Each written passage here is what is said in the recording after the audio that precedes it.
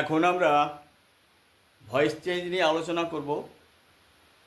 5 প্রকার বাক্যেরই voice change সম্ভব: assertive, interrogative, imperative, optative এবং এক্সক্লেমেটরি। এখন আমরা অ্যাসার্টিভ সেন্টেন্সের ভয়েস চেঞ্জ নিয়ে আলোচনা করব।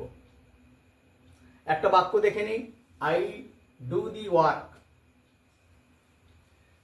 এই বাক্যের সাবজেক্ট আই, ডু হচ্ছে ভার্ব, দি ওয়ার্ক হচ্ছে অবজেক্ট। অ্যাক্টিভ ভয়েস তখন হবে যখন বাক্যের কর্তাই প্রধান, অর্থাৎ বাক্যের কর্তা সামনে আছে, সেটা হচ্ছে অ্যাক্টিভ ভয়েস, কর্তায় যখন কাজ করছে। আর প্যাসিভ ভয়েস কখন হবে? ওই অবজেক্টটা যখন সাবজেক্ট হয়ে যাবে। আমি ভাত খাই, অ্যাক্টিভ ভয়েস, ভাত আমার দ্বারা খাওয়া হয়, প্যাসিভ ভয়েস। ওই ভাতটা তখন সাবজেক্ট হয়ে গেল, তখন হলো প্যাসিভ ভয়েস। দেখে নিই এই বাক্যটাকে আমরা কি করেছি, আই ডু দি ওয়ার্ক। তাহলে এই অ্যাক্টিভ ভয়েসের অবজেক্টটা প্যাসিভ ভয়েসে আমরা সাবজেক্ট করেছি, এই অবজেক্টটা ছিল, এখানে আমাদের সাবজেক্ট চলে এসেছে, দি ওয়ার্ক চলে এসছে।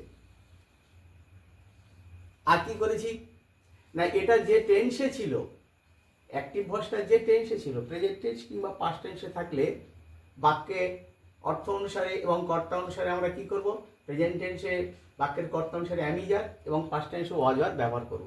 তাহলে এখানে দুটা প্রেজেন্ট টেন্সে আছে, তাহলে দি ওয়ার্কের পরে ইজ হয়। প্রেজেন্ট টেন্সে কি কি বলেছি, অ্যামিজার বসবে, তাহলে দি ওয়ার্কের পরে ইজ বসেছে। এবার কি করতে হবে, মূল ভার্বের লাস্ট ফর্ম করতে হবে, ডু, ডিড, ডান। একটা বাই আনতে হবে, আর আইকে চেঞ্জ করে মি করতে হবে। যে প্রোনাউনগুলো আছে সে প্রোনাউনগুলোকে পরিবর্তন করতে হয়। নাউনগুলোর কোনো পরিবর্তন হয় না, রাম রাম থেকে যায়, শ্যাম শ্যাম, যদু যদু, টিচার ফার্মার্স, যা ছিল তাই থেকে যায়, কিন্তু প্রোনাউনগুলোর পরিবর্তিত হয়। অ্যাক্টিভ ভয়েসের আই থাকলে প্যাসিভ ভয়েসে উই হয়ে যায়, আই থাকলে মি হয়, উই থাকলে আস, ইউ থাকলে ইউ, হি থাকলে হিম, সি থাকলে হার, দে থাকলে দেম করতে হয়।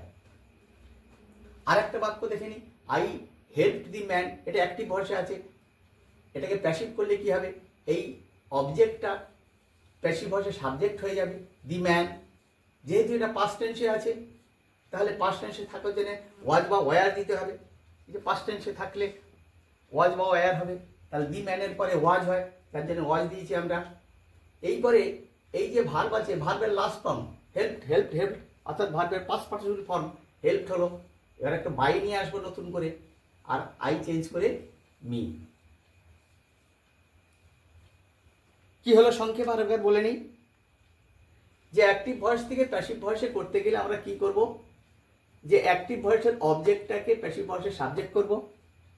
যে টেন্সে আছে, প্রেজেন্ট কিংবা ফিউচার, প্রেজেন্ট কিংবা পাস্ট টেন্সে থাকলে বাক্যের কর্তা অনুসারে অ্যামিজার বসাবো।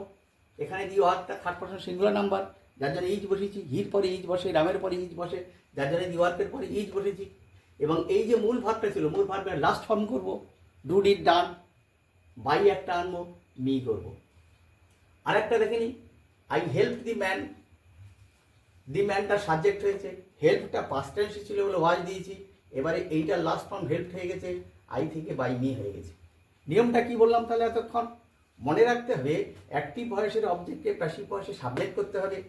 2 নম্বরে কি বলেছি, অ্যাক্টিভ ভয়েসের টেন্স অনুসারে, প্যাসিভ ভয়েসের সাবজেক্ট অনুসারে প্রেজেন্ট টেন্সে অ্যামিজার ও পাস্ট টেন্সে ওয়াজ বা ওয়্যার করতে হবে। 3 নম্বর কি করতে হবে, মূল ভার্বের পাস্ট পার্টিসিপল ফর্ম করতে হবে। 4 নম্বরে বাই দিতে হবে। 5 নম্বরে অ্যাক্টিভ ভয়েসের সাবজেক্টটা প্যাসিভ ভয়েসের অবজেক্ট হবে। আরও একটা বাক্য আমরা দেখে নিই, I shall do the work, active ভয়েসে আছে, এটা প্যাসিভ ভয়েসে করলে হবে the work will be done by me. একই রকমভাবে অ্যাক্টিভ ভয়েসের অবজেক্ট প্যাসিভ ভয়েসের সাবজেক্ট হয়ে গেছে। আর আমরা কি করেছি, দি ওয়ার্কের পরে শ্যাল বসে না উইল বসে, উইল বি করেছি। অর্থাৎ অ্যাক্টিভ ভয়েসে শ্যাল বা উইল থাকলে প্যাসিভ ভয়েসে শ্যাল বি বা উইল বি করতে হবে। এই অ্যাক্টিভ ভয়েসে শ্যাল ছিল, বাক্যের কর্তা অনুসারে শ্যাল বি বা উইল বি করতে হবে, ভার্বটার লাস্ট ফর্ম করতে হবে, বাই আনতে হবে, আই থেকে মি করতে হবে। কি বললাম আরেকবার বলি, অ্যাক্টিভ ভয়েসের অবজেক্টটা প্যাসিভ ভয়েসে সাবজেক্ট হয়ে গেছে। অ্যাক্টিভ ভয়েসে শ্যাল বা উইল থাকলে প্যাসিভ ভয়েসে শ্যাল বি বা উইল বি করব। মূল ভার্বের লাস্ট ফর্ম করবো, একটা বাই দেবো, আর সাবজেক্টটা অবজেক্ট হয়ে অর্থাৎ আইটা মি হয়ে গেছে। আরেকটা বাক্য দেখে নিই, হি হ্যাজ হেল্পড মি, মিটাকে আই করেছি। অ্যাক্টিভ ভয়েসে হ্যাভ, হ্যাজ বা হ্যাড থাকলে প্যাসিভ ভয়েসে হ্যাভ বিন, হ্যাজ বিন বা হ্যাড বিন হবে।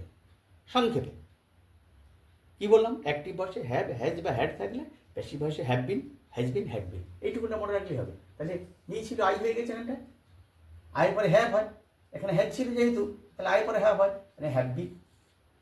ভার্বের লাস্ট ফর্ম হেল্পড বাই, হি থেকে হিম। খেয়াল রাখতে হবে হ্যাভ বা হ্যাজ থাকলে এরপরে যে ভার্ব থাকবে সেটা ভার্বের পাস্ট পার্টিসিপল ফর্ম থাকবেই, তার জন্য এই ভার্বটার জন্য আর ভাবতে হবে না। বোঝা গেছে? তাহলে সংক্ষেপে আরো একবার, অ্যাক্টিভ ভয়েসে শ্যাল বা উইল থাকলে প্যাসিভ ভয়েসে শ্যাল বি বা উইল বি করবো। নিয়ম আগের থেকে যাবে, অ্যাক্টিভ ভয়েসে হ্যাভ, হ্যাজ, হ্যাড থাকলে প্যাসিভ ভয়েসে have been, has been, had been হবে, আগের নিয়ম থেকে যাবে।